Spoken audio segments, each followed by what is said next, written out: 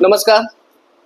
सध्या आपण शनी महाराजांचं राशी परिवर्तन आणि 12 राशींवरती होणारा परिणाम ह्याबद्दल बघत आहोत.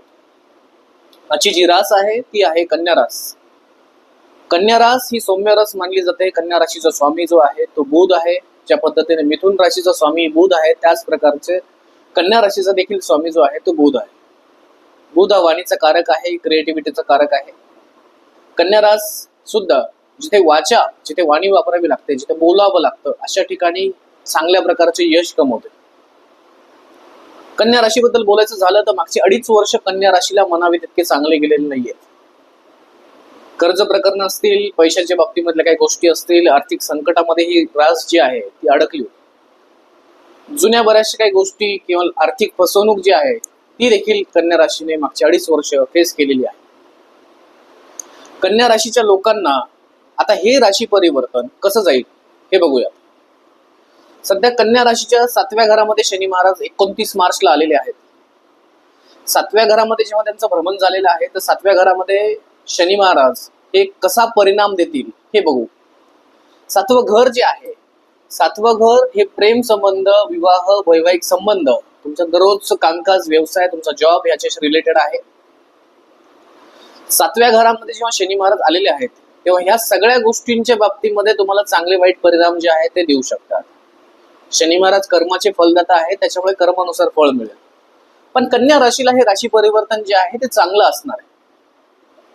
शनी महाराजांना अभिप्रेत असलेलं कर्म जर असेल तर 100% हे 2.5 वर्ष तुमचे आहेत. या 2.5 वर्षामध्ये तुम्ही तुमचा मागचा बॅकलॉग काढून घेऊ शकता. आर्थिक फसवणूक झाली असेल, पैशांच्या बाबतीमध्ये नुकसान झालं असेल तर हे 2.5 वर्षामध्ये तुम्ही ते सगळं कव्हर करू शकता. घराची स्वप्न देखील तुमची असतील तर पूर्ण होतील. ज्या लोकांचे लग्न करायची बाकी आहेत किंवा लग्न त्यांना करायचं आहे अशा लोकांचे लग्न होतील. फक्त काळजी काय घ्यायची आहे तर शनी महाराज 7व्या घरात आल्यानंतर वैवाहिक आयुष्यामध्ये बरेचसे काही मतभेद जे आहेत ते होऊ शकतात. ते मतभेद तुम्हाला होऊ द्यायचे नाहीयेत. तुमच्यामध्ये समजूतदारपणा, सामंजस्यपणा असेल तर ही मतभेद होणार पण नाहीयेत. दुसरी महत्वाची गोष्ट, आर्थिक बाबतीमध्ये शनी महाराज तुम्हाला बरंच काही भरभरून देतील, नवीन संधी उपलब्ध करून देतील. आर्थिक गुंतवणूक ज्या बाबतीमध्ये तुम्हाला नवीन पर्याय उपलब्ध होतील. कोणी जॉब सर्च करत असेल, नोकरीसाठी प्रयत्न करत असेल तर त्याचं हेही काम होऊन जाईल. चांगल्या संधी तुम्हाला उपलब्ध होतील. शनी महाराजांचं हे राशी परिवर्तन कन्या राशीला खूप चांगलं असणार आहे. फक्त तुम्हाला काळजी जी आहे ती ही घ्यायची आहे की तुमच्या नातेसंबंधामध्ये कोणत्याही प्रकारचा कटुता येऊ देऊ नका. दुसरी महत्वाची गोष्ट, उपासनेच्या बाबतीत जर बोलायचं झालं, कन्या राशीच्या लोकांनी उपासना जी आहे हनुमानाची करायचीच आहे. ही तर सर्वच राशींना करावी लागणार आहे. त्याचबरोबर कुलदेवतेची उपासना तुम्ही करावी. महादेवाची तुम्ही उपासना करणं गरजेचं आहे. गुरु उपासना तुम्हाला करावी लागणार आहे, कारण की 3 वेळेस गुरुबदल या वर्षी आहे, म्हणून गुरु उपासना देखील तुम्ही करावी. राहूचा वाईट प्रभाव पडू नये यासाठी कन्या राशीच्या लोकांनी कपाळावरती जर चंदनाचा टिळा लावला तर त्यांचा राहूचा वाईट परिणाम थोडासा कमी होऊ शकतो.